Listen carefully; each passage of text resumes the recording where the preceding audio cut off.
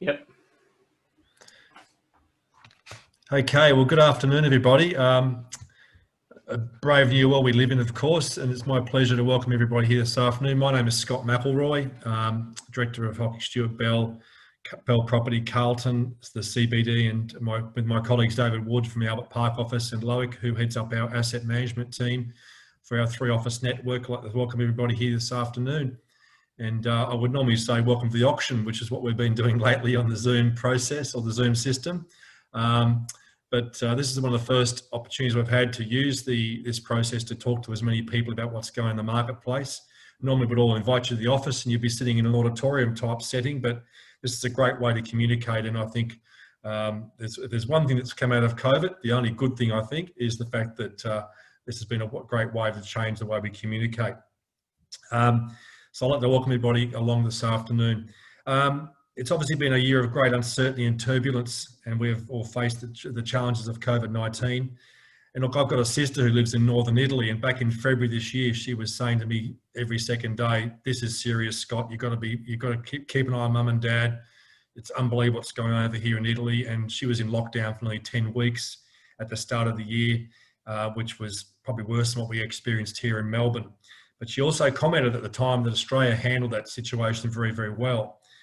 And we were far more proactive in many countries than the way we dealt with it. And I think when we closed the borders early and got on top of it, that we certainly have probably set ourselves up to come out of it a lot better than the vast majority of countries in the world.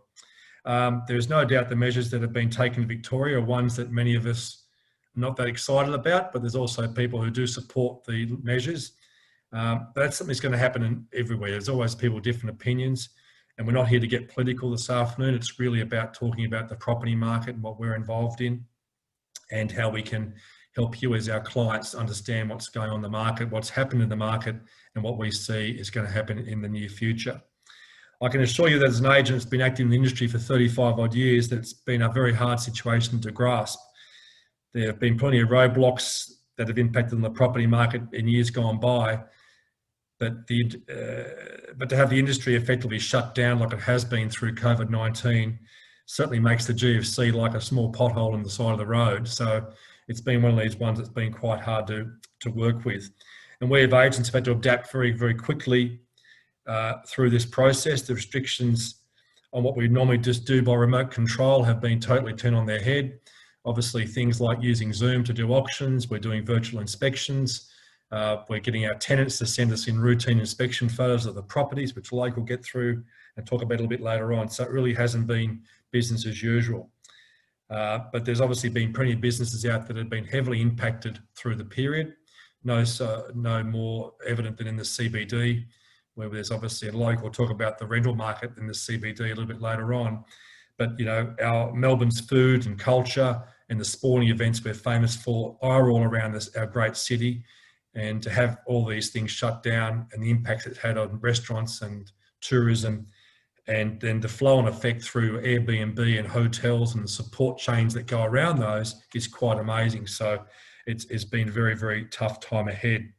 But to get onto the property market, David's going to talk to us this afternoon, or this evening, I should say, about the property market. And I've got a question for you, Dave, which is, how have you seen the past 12 months? Clearly, it's been a year of many, many different phases. Yes. Good evening, everyone, and thanks, Scott. The last 12 months has been really broken into about 4 different segments. The last 2 quarters, quarter 3 and quarter 4 of the 2019 calendar year, were very strong.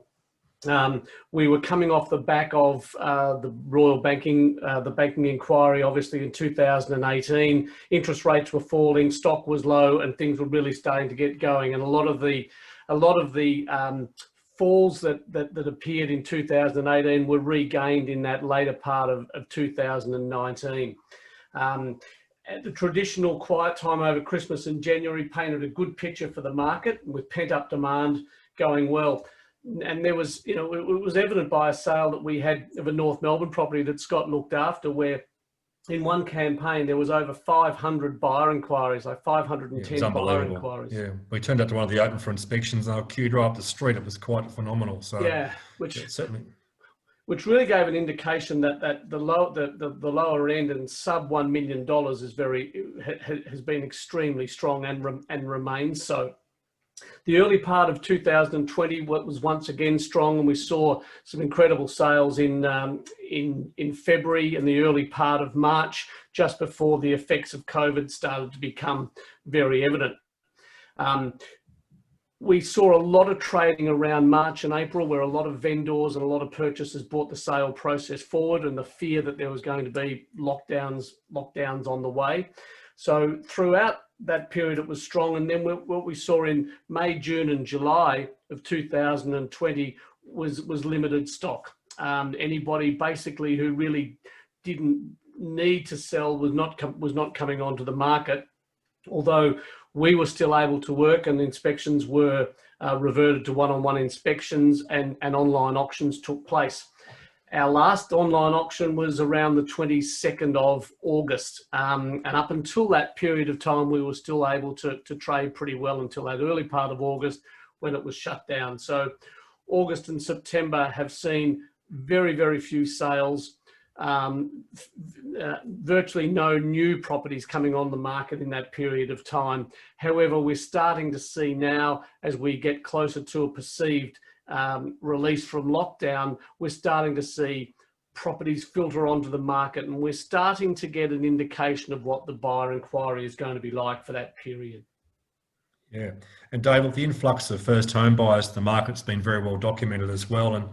And what is driving this? Do you see it continuing? I assume the benefit of zero stamp duty savings zero stamp duty for a first home buyer buying a property up to $600,000, regardless whether it's new or it's second hand, must be a huge incentive.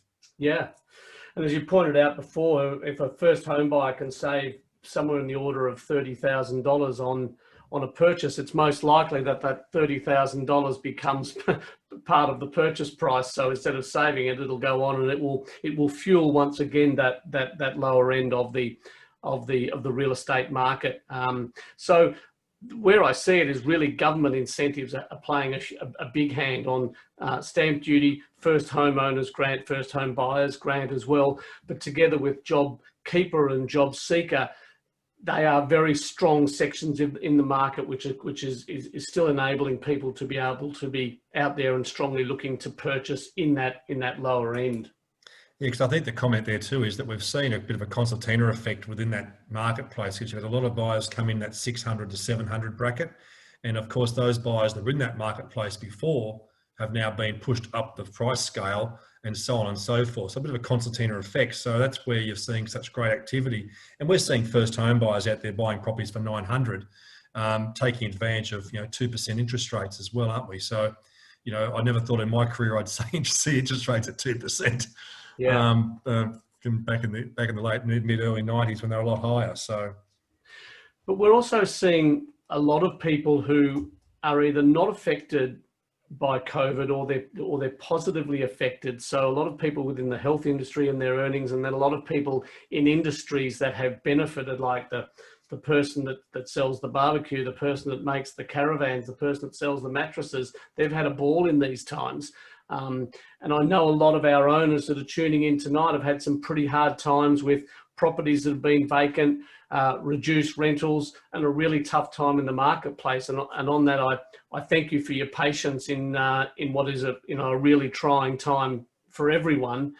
But back to a lot of people who are not so affected, they're out there with gusto looking to purchase property. And I think that what we're going to see once lockdown is lifted, there will be a little bit of a sugar hit. So what is on the market currently, and the early adapters, the first to the marketplace, I believe will benefit from this pent-up demand that we're seeing in the marketplace right through. So not just the lower end, and I'll talk a little bit about empty nesters and downsizers later on, but right through the marketplace there is strong demand. Yeah, and evidenced by the fact that I think we sold in Carlton, we had 3 one-bedroom apartments back in sort of June, July that we sold to nurses. They obviously clearly have got a job for a long time to come, and were very stable and looking to take advantage of those first home buyer grants It was like every second person we talk, and a lot of the hospitals unfortunately weren't that busy, so they had plenty of time to look online. Yeah. So, Which is a good thing. Which is a good thing. David, tell us a bit about that downsizer market, because it is a really active market we see. There's been plenty of press in recent times. I read the Australian every weekend, and it talks about the Southern Highlands of New South Wales. It talks about Mornington Peninsula. It talks about the Bellarine Peninsula. It talks about Mount Macedon and Daylesford, those areas. People looking to have a base out of the city as maybe their full-time accommodation, or half and half. Where do you see that market going, and any commentary to make on that? I think that's a real key part to the marketplace moving forward, because COVID has changed a lot of the way that people think in that regard. In that we did see a lot of downsizers that were typically coming out of larger homes in more established suburbs, gravitating to areas that are in a city, typically areas like, say, Port Melbourne, Carlton, Fitzroy, South Yarra, Paran, and going into more boutique buildings, single level living, lifestyle choices close to the CBD and the fringe, and moving from a little further out. And that was a pretty typical buyer that was happening in the last 5 years as the baby boomers started to mature. But now I think the rule book's gone out the window, and there are a lot of people that will, a few things have happened. Most people in Melbourne have lived through the winter without much respite weather-wise, and a lot of people saying, well, if I can look at a lifestyle location a little further north that might be warmer and potentially keep a bolt hole in Melbourne, or not, because of the fact that they are working from home. So someone who thought they might work part-time for the next 4 or 5 years and needed to be in Melbourne are really rethinking that. And I look at lifestyle destinations close to Melbourne now. Our Belle property, Daylesford office, for example, in July sold 30 odd properties. So for every day in July, they sold a lifestyle property in Daylesford, and it's been really restricted since the early August, when it's been cut off because of the Melbourne people not being able to get up there and look at properties. So you can bet your bottom dollar, with the weather getting better now, we're going to see November, December, January, February, that market will be very hot. Yeah. As people look to those lifestyle destinations. So will that free up some larger homes? I've spoken to two of the top buyer advocates in Melbourne this afternoon, David Morrell and Nicole Jacobs, and both have commented that there is extraordinary demand in the higher end. So let's call it north of 3 million. There is very, very strong demand, both in Melbourne and also on both peninsulas. So there was a deal done in Toorak last week for 25 million off market, and there's a lot of quiet deals that are going on and happening in that location. Dave Morrell talked about a sale that took place in Paran virtually the last week of lockdown that was being quoted in excess of 5 million, that sold for 6.45 million with 11 people bidding. So it gives us an idea of, since that time, there's been nothing on the market. So I expect that we will see strong sales right through, and I think that we will probably trade through the Christmas January period, and we'll probably find that Easter becomes the new Christmas for next year when people have a break. Dave, just behind the video, the photo behind you is a house we sold in August, a house in Brighton, which was well over $3 million sale. And we had a huge number of inquiries, and the real comment with people looking at that property was there's nothing to see in the marketplace. So there's no doubt there will be stock coming through. We've had a number of questions come through, which is terrific. And one of the questions from Lou is that Westpac says it's going to be a V recovery. What do you guys think? Well, it's an interesting question, because I actually went to a webinar recently with Macquarie Bank, and they said exactly the same thing. So the banks obviously are singing from the same hymn book, that there's every chance that we're going to see, with the amount of stimulus out there, a sharper increase. I was on the phone to Jamie who runs Belle Property in South Australia, and also Andy Robinson, who runs the franchise operations in New South Wales, in the last couple of days. And both Adelaide and Sydney are both very strong markets at the moment.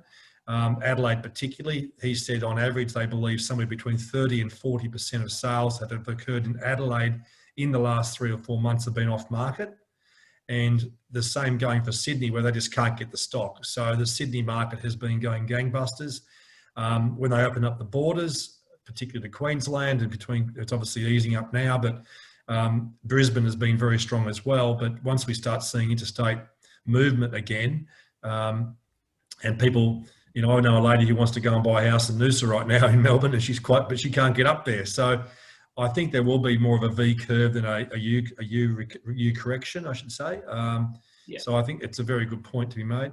Very much so, and I think Paul's asked a question of a similar along the lines as well. One thing that's really important is that when properties come onto the market, it's not a matter of how long a property's been on the market. It's a matter of how long a buyer's been on the market.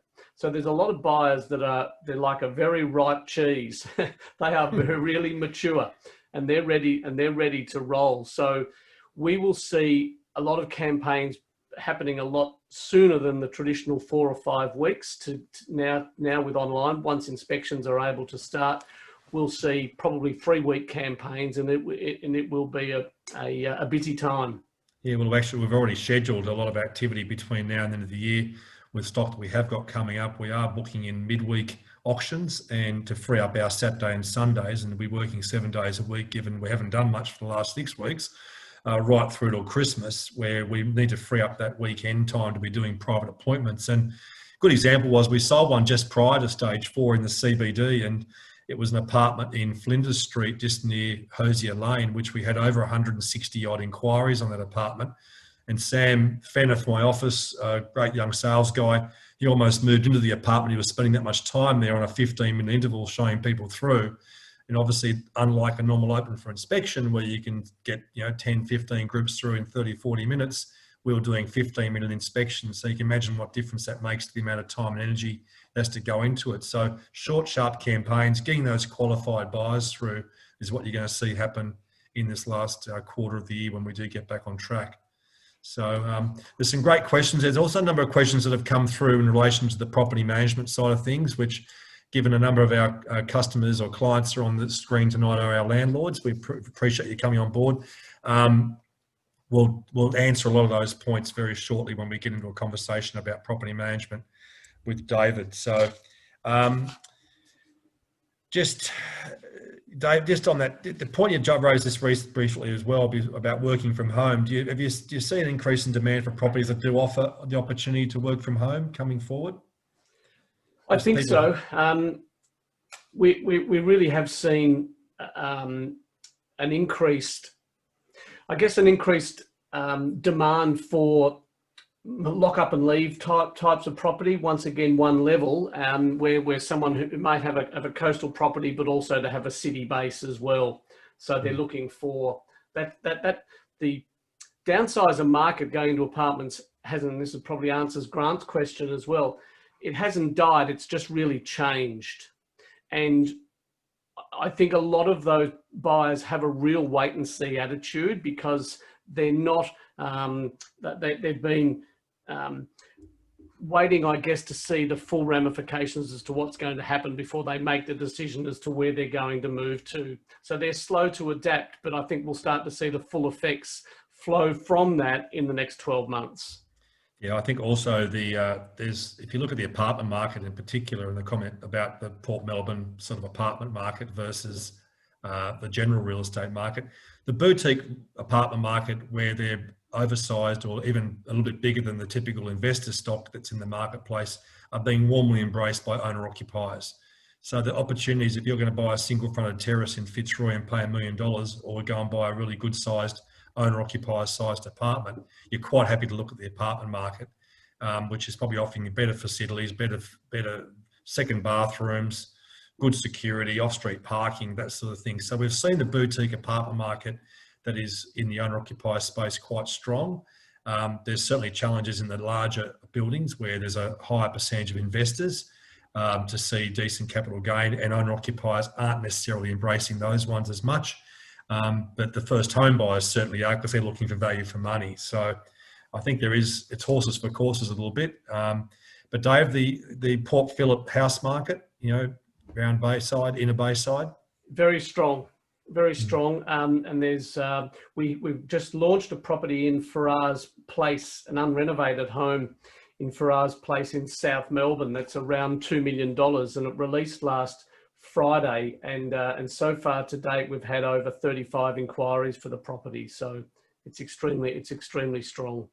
Yeah, needs a fair bit of work too, doesn't it? That old girl. It does. A lot of love. Okay, well, we might drop back into the sales comments in a few moments now, but I want to introduce Loic Mamet, who's had a very hard 6 months of work running our property management asset management team in South Melbourne, and many of you know Loic if we're managing your property for you.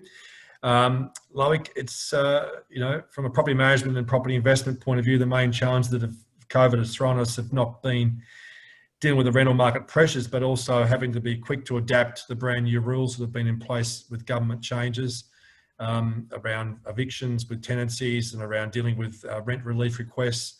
It really has become a very trying time, really since the minute we started seeing jobs losses, the tenants have been on the phone asking for rent relief. So what have been some of the main issues so far you've had to deal with the team? Hi all, thanks Scott, thanks Dave. Yeah, certainly it's been a challenging 6 months, and we're not seeing this slow down anytime soon, but we're getting used to being uncomfortable. So we're just working through all the challenges that have been thrown at us. Main challenges has been obviously around the rent relief and having to work through hardship of not just tenants, but landlords as well, and really having to adapt to the new rules. We've probably would have heard it by now, everyone, but the Residential Tenancies Act, which governs our industry, has been completely changed temporarily until March next year, and eviction, having a moratorium on it, meaning we can't get rid of tenants that are doing the wrong thing. We can't ask them to leave. We don't get rid of them. We can't ask them to leave. Oh no! I'm talking about this. The main challenge is that some tenants have actually done the wrong thing, but we've had, and I'm going to talk through a couple of examples where we have tenants that haven't paid the rent for 4 months now, and we're waiting on the system to work its course. Has to go through a number of different systems with the CAV and DHHS mediation system that's been put in place before it can go to VCAT, and it takes time, because there's obviously a lot of properties and a lot of tenancies that have been thrown into the system, and it takes time to work through it. So that's certainly been the number one challenge, and having the property managers in the office having to work through this with landlords and tenants. Maintenance has been another issue. In recent months, we've only been allowed to do urgent maintenance at properties. So we know that we have a backlog of maintenance that's waiting for the trades to reopen, so we can start fixing up the issues around the properties. So it's about organizing ourselves, and really the number one challenge has been the fact that property management is not just about managing tenancies anymore, unfortunately.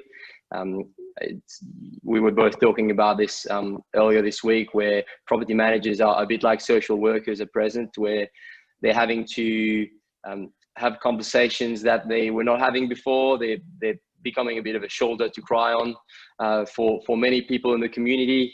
And as much as it's rewarding to help, it's also challenging and stressful, and it's creating a lot of anxiety for our property managers that are having to work through this. Exactly right. Our property managers are there to work for the landlord, 110% of the time, but there's a balancing act there to be able to look after both parties and be fair and equitable. Clearly, we're obviously on our landlord side, I should say, but then again, you've got to also, we've had situations where tenants are wanting to move apartments in the same building because they can save money by going downstairs. That sort of thing's quite a common occurrence. Someone's paying $400 a week and there's an apartment in the same building that's on the internet for $350.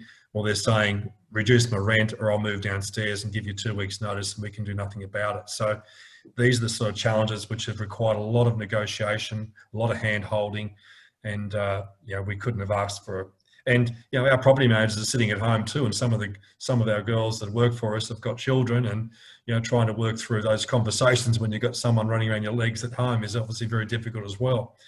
Like the other thing too, I think the CBD market's the one that we want to talk about as probably one of the toughest parts of the marketplace at the moment, given the influx of Airbnb properties and short stays that have hit the market.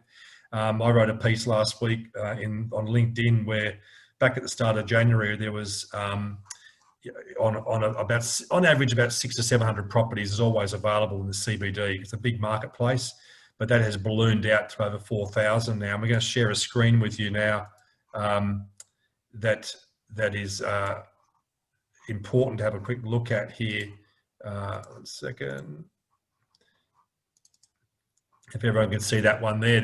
We've put this together to give an idea of the numbers of properties available in the 4 main marketplaces that we operate in. Obviously Port Phillip, South Bank, St Kilda Road, that sort of area in the middle, going back towards the CBD, and then the inner north. So you can see there, Loic, do you want to run through those numbers for everybody? Yeah, of course. So as you said, Melbourne's been the most impacted, and it's pretty much flown on from there. Normal market pre-COVID-19, you would have in Melbourne 3,000, postcode 3,000, and West Melbourne, you'd have somewhere between 900 and 1,000 properties tops. At present, we have this morning, 4,675 properties advertised for lease.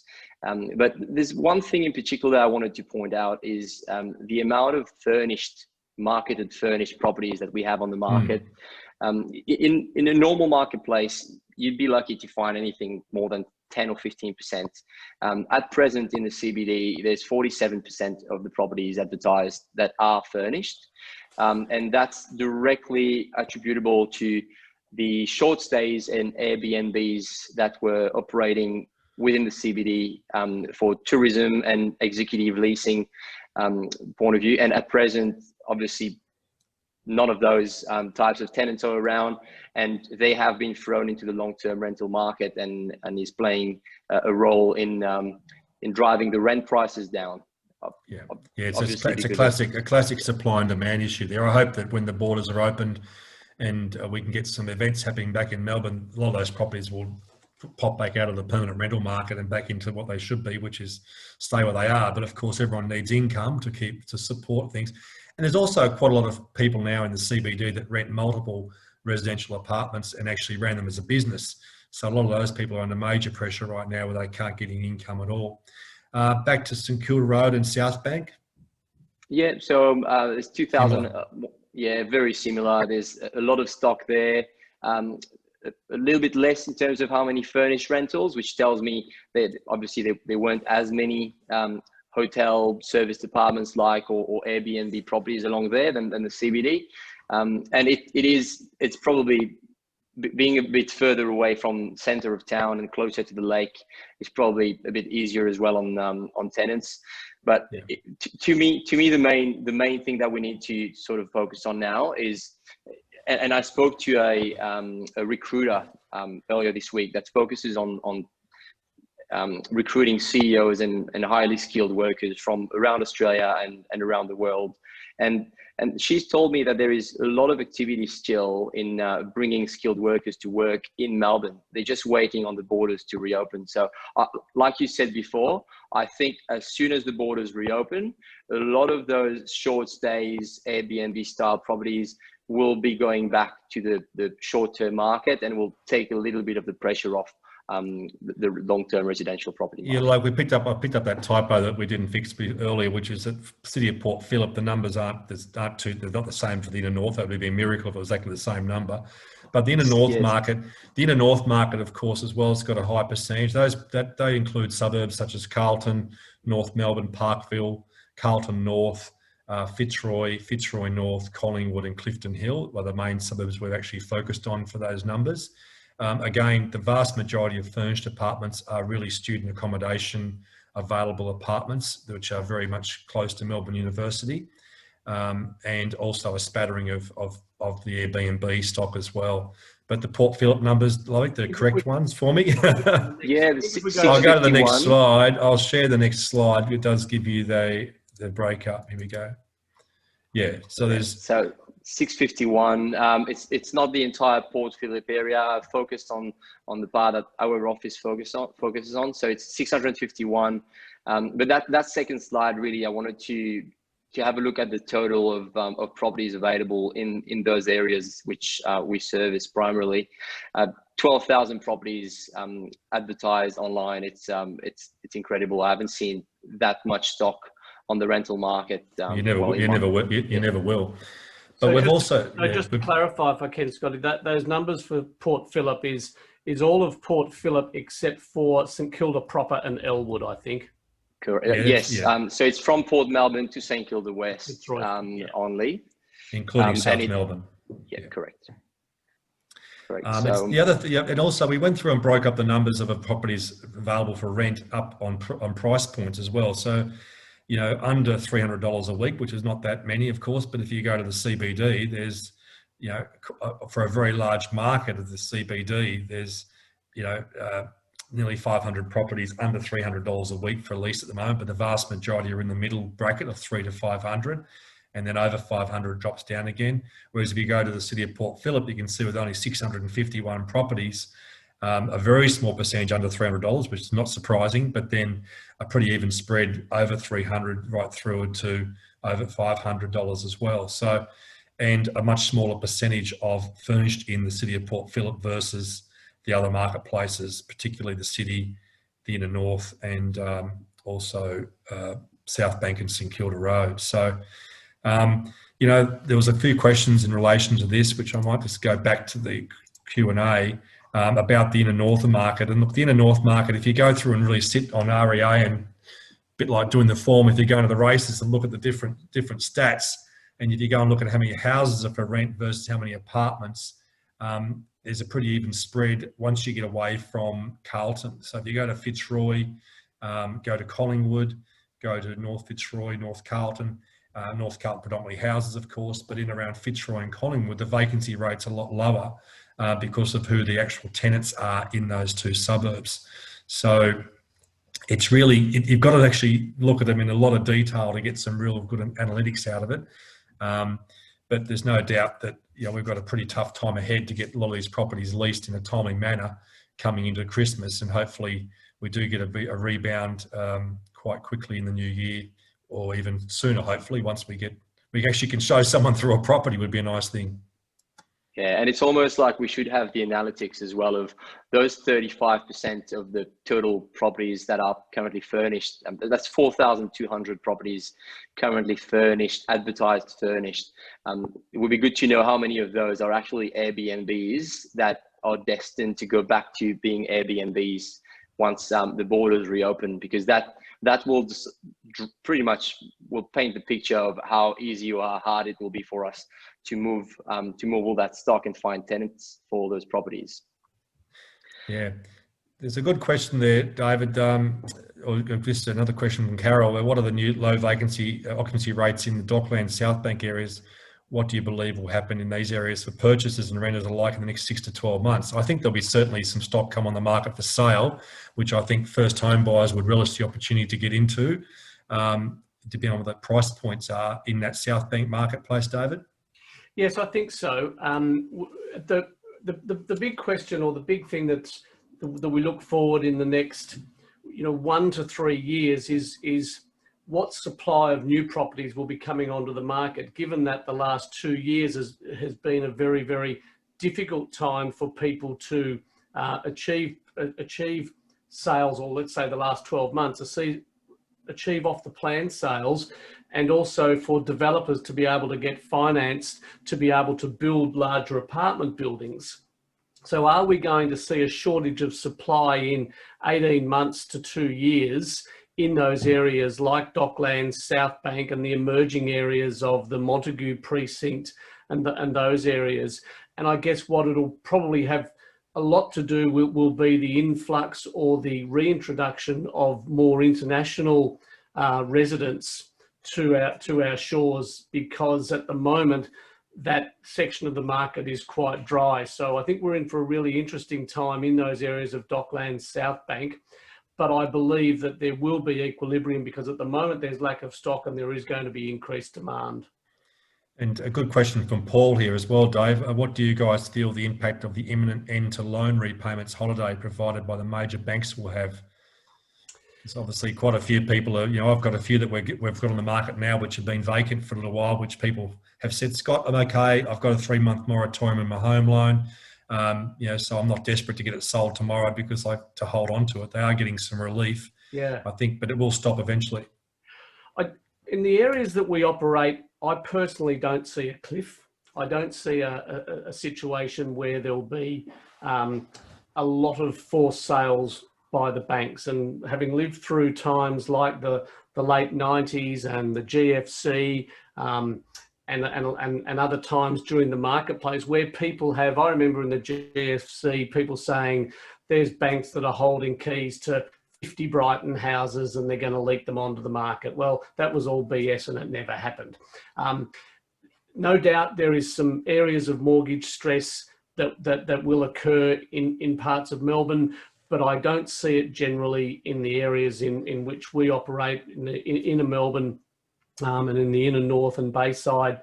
I personally don't see that the cliff coming. I think the extension of JobKeeper and JobSeeker will do a lot to allay those situations. Yeah, I think so. The other thing we haven't touched on as well, which just back to the rental market a little bit, is the impact of the lack of students. Obviously, we didn't see the 747 full of students flying in from Southeast Asia and India, etc., to fill up our universities at the start of this year, which has meant that we've got a lot of property we manage in Carlton, which services that market. And of course, the kids just haven't showed up. And it's not just the international students, it's also Australian kids from the country that are down to going to uni. They're all studying online. It's obviously very hard for them, like it is for most students, but it's also hard for people who own real estate that want to have them in tenants in those properties. So, you go through Carlton at the moment or North Melbourne, it is a ghost town. There's just nowhere near the life that you normally see on the streets, which is primarily a lot of students flowing out of those buildings. If you go to the Vic Market on the weekend, it's a ghost town as well. Talking to those traders, thank goodness they're not paying any rent because they're not selling a lot of bacon at the moment. So it's really a tough market out there in the north, and primarily off the back of no students and no corporates coming to town. So I think that you're right, Dave. I think that it's going to be a bit of time before it does right itself, but I think it will in the near future. So, yeah. There's another question here, if I can, about the from Leo in regards to what the industry is doing in regard to the opening up of our industry. And when we call opening up now, what we're looking towards is the ability to be able to do one-on-one inspections.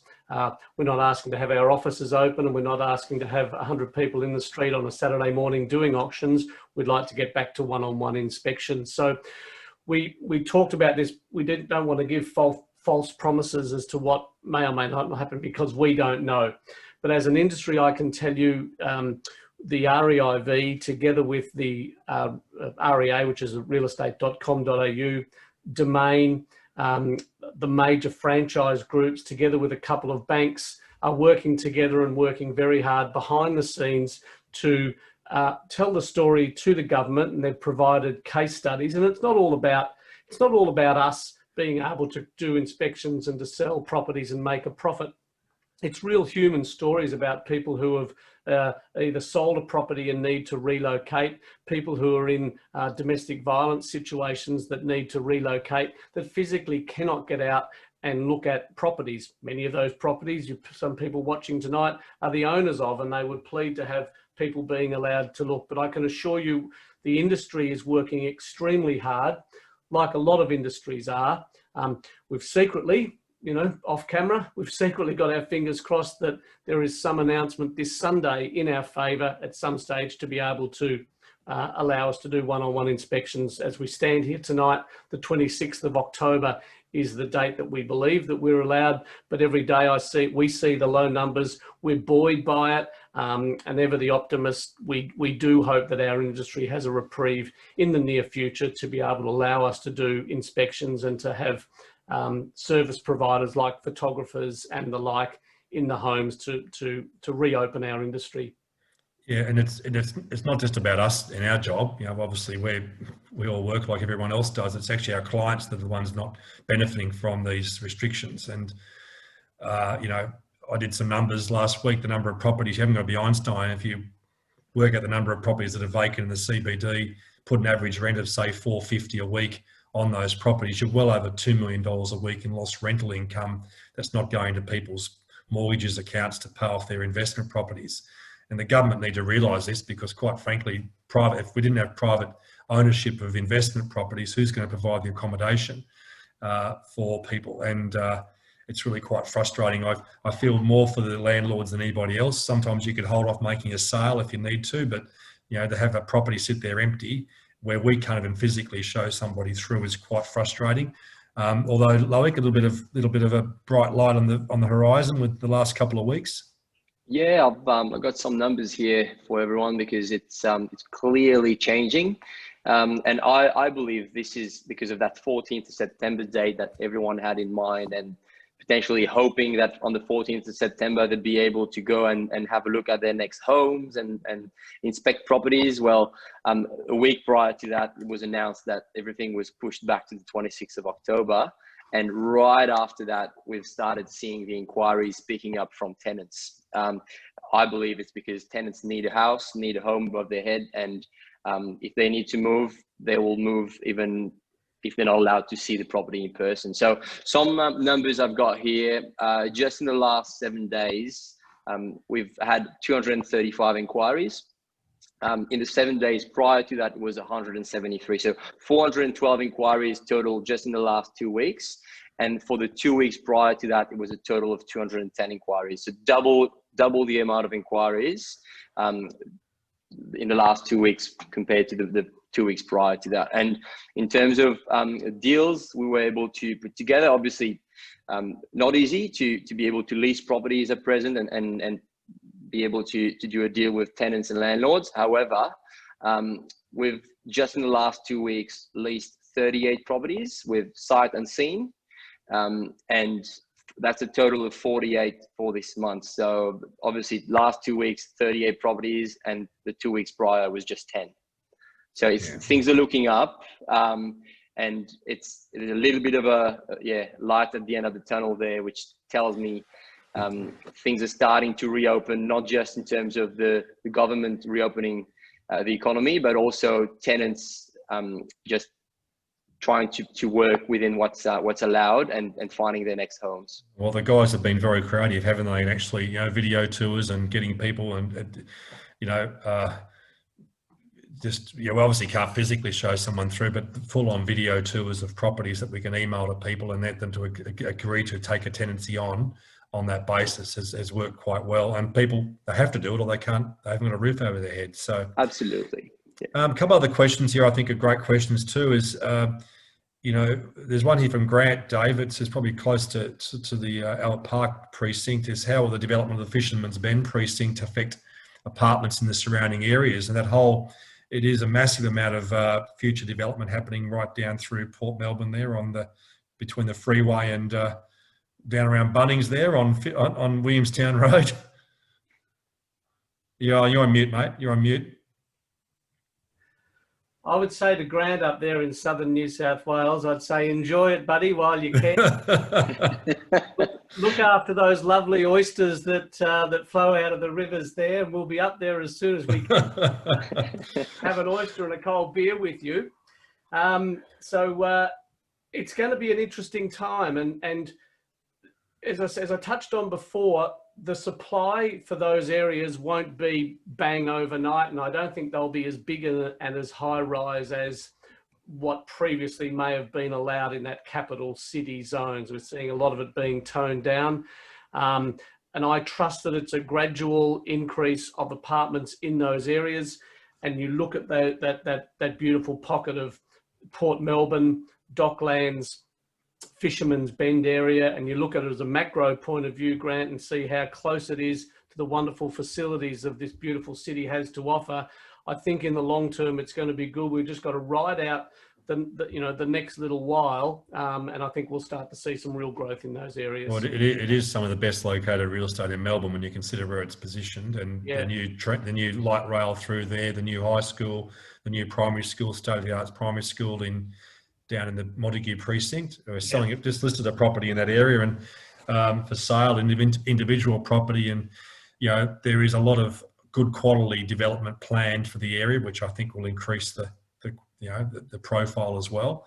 And there's a lot happening. If you come off the freeway these days and do the back road through Port Melbourne, there's a couple of big apartment developments down there across the road from containers, and another large site that's going to be all townhouses. So it's not all high-rise apartments down there. It's going to be a real mixture of good quality residential right through, and it'll only, if anything, it's just going to get rid of more industrial, push it out of the city, and make the city a better place to live. Yeah. Another anonymous attendees asked a question: what is your view of the market next March once stimulus and mortgage pause ends? Crystal ball stuff there. I'd like to think that the market, just because of the demand and the growth that Melbourne's going to probably experience, hopefully. I'm not going to get political. I hope we see some changes. I hope we see some stimulus continues on to get it going, but it's hard to say what's going to happen in the next 12 months from now. We can only really deal with what we think is going to happen in the short term. A lot of pent up demand, I think, will flow through into early part of next year. I don't think the stimulus coming off is going to make, it'll be good to keep it there as long as it can be there. But I still think there's plenty of people that have not suffered as badly as we all think they have through this period. Although I've got some good colleagues who are in hospitality who are screaming and they want to get their doors open like we do to lease properties. So it's a hard one. Dave, you got any comments to make on that? Yeah, well, as I touched on before, I don't think we'll see as hard a landing as the press may say. I hear journalists sitting in Macquarie Street in Sydney talking about the Melbourne market, and they're not in touch with it, and they're not seeing the demand on the ground that we're seeing. So I think watch this space. I think that if we look at New South Wales, particularly Sydney, and we look at a city like Auckland and we see how they bounce back. Melbourne's we've been, and it's traditionally, winters haven't been a great trading period, but I think we're ready, set, go now, and I think that we're going to see really strong activity through to Christmas, and I with the incentives that are there and the low interest rates, I struggle to see a cliff. Yeah, my personal opinion. Well, look, having done this all my life, I've seen the value of real estate, and I was told many, many years ago that the value of real estate is governed more by interest rates than anything else. So if interest rates are where they are and they're low, there's been no better. If you're a young couple and renting a property, quite frankly, if you do your numbers and you can get your deposit together, you're better off buying than you are renting at 2% interest rates. And locking, one of my sales guys, Tom, recently relocked in his mortgage at 2.1% for 2 years. Well, repayment versus rent argument. Repayment, and that's a big one that's being had at the moment. We had an apartment we sold just prior to lockdown again. We did a video, an online auction and an on-site one. It was one of the last on-site ones we could do. And that was an apartment in Trenery Crescent in Abbotsford near the river, a ground floor, 2-bedroom, 2-bathroom apartment, not an overly bright apartment, but we had 160 people through that apartment, 160 people. So they haven't all bought a property since the middle of the year. So they're all still out there thinking about buying. So it's going to need a fair bit of stock coming on to service the market that's out there. And I think it's, that's a positive sign for me, the number of people out there in the market. So there's another question there, and I'll tackle it, but it was from someone, an anonymous person, just asking, with the changes in the real estate industry in 10 years and the transformation and innovation and citing online auctions, for an example, what is the future of the real estate business, and what consumers require from their real estate agent professionals moving forward? And I think it's a really good question, and I know we're a little off topic on it because we're talking about the market, but as real estate professionals, I think that we should always be endeavouring to improving our service offer. And if we're not getting better in what we're doing, then we've got to look at ways that we can improve. So, we're continuing to be educated with the rules and requirements. And when I turned on the news the other night and I saw that there were people taking advantage of hackers taking advantage of the real estate market by offering properties for sale that they didn't, for rent rather, that they didn't have.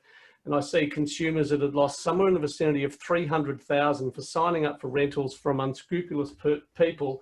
I said to myself, thank God for the real estate industry, and thank God for the fact that we have people out there who are honest and are there working hard for our landlords and the tenants to ensure that the real estate transaction that they have, both in leasing and in sales, is one that's conducted morally and ethically and to the highest service that we can give. So I say to that person that's asked the question, thank you, but we're doing everything we can during the day to improve our service offering. And I hope that answers your question. Yeah, and just one other part of that question was about the online auctions, and the transformation we saw with those quite quickly. We went from, Dave and I done hundreds and hundreds of auctions over our careers and waving our arms at the front of a crowd and having a bit of fun on the streets, what it's all about, to then sitting in front of a computer screen in a Zoom format like this and doing an auction. The first couple were a bit of a challenge, but we actually were getting a lot of buyers coming back to us saying, we like this process. We can sit at home on a Thursday night. We don't need to go to the auction on a Saturday. If you guys are transparent in the way you're going about it, we'll engage with it, we'll embrace it. And, I think 6 or 7 I've done. I passed one in which we sold sort of straight away afterwards, but every other auction, people were quite happy to engage and actually had a bit of fun with it. So, I think that's the way it's going to change. I think that it's already happening in New Zealand. There's a big company in New Zealand called Barfoot and Thompson. They do the vast majority of their auctions online, where they have them at all different times of the day. There's no sort of like 11 o'clock on a Saturday mornings when you've got to do the auction. Pretty much log in from wherever you are. You could be sitting in a cafe or eating oysters as grannies up in southern New South Wales and be bidding on a property. In fact, one we sold in the CBD, the guy was sitting in his beach house in Byron Bay, and another one we sold in Flinders Street was a couple sitting in Broome in Western Australia. Now, traditionally, they would have had to have someone go to that property for them and bid, or have a power of attorney, or stand there on the street. They can sit there and watch the auction and bid from the other side of Australia. So I think that it is changing, and it's Loic.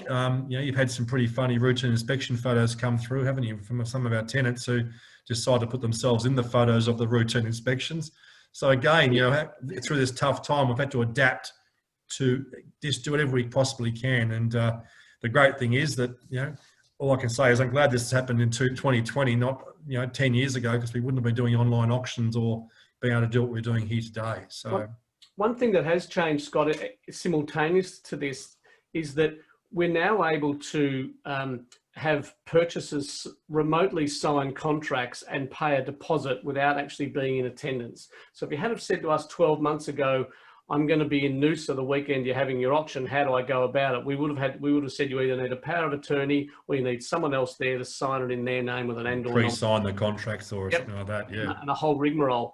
Now, from your mobile phone anywhere in the world, you can bid, you can sign a contract, and you can pay a deposit, all done remotely. So the COVID restrictions forcing us to do online auctions was married with the fact that now we can have people sign contracts remotely, which 12 or 18 months ago we just couldn't do. So it's been something that is a revelation. I think moving forward, we will probably nearly always see now a combination or the ability to be able to bid online together with bid in person once people are allowed back on the street. Yeah. We just sold a property in Brunswick this afternoon, actually, to a couple from Sydney who bought the property sight unseen on a video tour, subject to getting a building inspection done for $1.35 million. So not a little one-bedroom apartment, but an expensive property. And moving back from Sydney to Melbourne to where their family's located. So, people we buy everything online these days, and we sort of buy things. I suppose the only difference is we can send them back if we don't like them, but in this situation you can't do that. But that's why I think being really transparent is what it's all about as well. If there's no further questions, I think that's almost a wrap. I think, guys. One, Scott, in regards. I've got the one. I've got a special screen for Dave to put up here. David, as you probably saw, many of you have been watching The Block, of course, on television. David's featuring again this year. He's fixed up the young couple from South Australia's kitchen for them. He's redesigned it, got rid of the appendage off the island bench, and So we're off and running again this year with the block, Dave. Tell everyone what's happening there. So yeah, so there's 5 houses in New Street in Brighton, and we've been fortunate enough to be appointed to sell house number 3, which I think's the best. So for anyone who would be interested to look at it as a home or as an investment, and those familiar with the block properties will know that there is a very strong depreciation schedule that runs with these properties. Given that they're basically rebuilt and then they're fitted and all the furniture goes in, there is almost $3 million in potential depreciation over the next 11 years. And I've got an indicative schedule. If anyone has some interest, don't hesitate to email me or just leave your email in the chat section that we'll pick up tonight. If you have some interest, we'll be doing some video tours. The houses have been completed already. So on the program, they're nearly halfway through, I would think. They're getting closer, probably not quite halfway, but they are complete. The auctions will be in late November, and we'll be able to do inspections as soon as the restrictions are lifted. Failing that, we'll be probably doing an online, similar to this platform now. We'll do a video tour that's coming. So if you have some interest as a home or as an investment for the houses in New Street, the quoted prices will be between 3.2 and 3.4. That's the agent's estimation. So they're not a cheap investment, Dave, but you get most of it back in depreciation. There's a lot of depreciation, and look, the position where they are with the schools, there will be an enormous demand, I think, for rentals, and we'll get a rental appraisal once our rental team can get through. But they will be very, very, very, very strong rental properties, great depreciation. So if you're not ready for it yet, it'd be a good one to have, even if you're an expat and you wanted to put some dough into the AAA rated Brighton suburb, then this would be a good one. So message me privately or leave details in the chat, and we can pick it up and help you out. Fantastic. Look, in closing, I just want to thank everybody for joining us tonight. It's our first time we've done one of these before, so maybe a little bit clunky, but we've done our best to give you a bit of an insight as to what's going on in the market at the moment. Obviously, David, Loic, and I are free at any point in time to have a chat about your individual property. We're not here to try and sell you something tonight. We obviously would love to lease you your property for you. That's what we'd love to be doing right now if you're an investor. But we're not here to sell you something. We're here to give you some advice and hopefully educate you on the market's doing. And so we can all be in a better position moving forward. So please reach out to either one of us. You've got our details, or online. Happy to have a chat about any particular part of the market you want to be interested in. I had another quick question there about the off the plan market by Lee. Please give me a call, Lee. We'll have a chat about where I think that's going. But look, it's been great to have everyone on board tonight. Really appreciate the support. We're very excited about our move with Belle Property. I mentioned speaking to the guys in Adelaide and Sydney. We have got some great association interstate now as well, and be able to get what's going on in those states and talk to people just by giving them a quick call. When traditionally I wouldn't know who to ring in Sydney, to be honest, because you're not there every week. Has been a beautiful marriage with Belle. We're very excited by that, and it's a premium brand. So giving all our properties, whether for sale or lease, the exposure interstate is fantastic as well. So thank you. Dave, you want to close off as well? No, thank you, Loic and Scott, and thank you everyone for tuning in. And as just reiterate Scott's words, we're available. Don't hesitate to pick up the phone if needs be, and we'd love to help you. Yeah. Loic? Thanks, guys. Thank you. Just wanted to say one last thank you as well to all our landlords that have joined us tonight. Just wanted to say thank you for working with us through. Some of you guys may have your properties sitting vacant, and we're working really hard to get them leased as soon as possible. Others, we've been working very hard with them as well to work through the rent reductions. So thank you for working with us through this stressful process. And thanks also to all the property managers in our team. They're doing an amazing job. So thanks, guys. Okay, thank you. Everyone stay well and all the best. And let's hope Dan gets us back to work on Sunday. Thank you and good night. Fingers crossed. Good night, everyone. See you.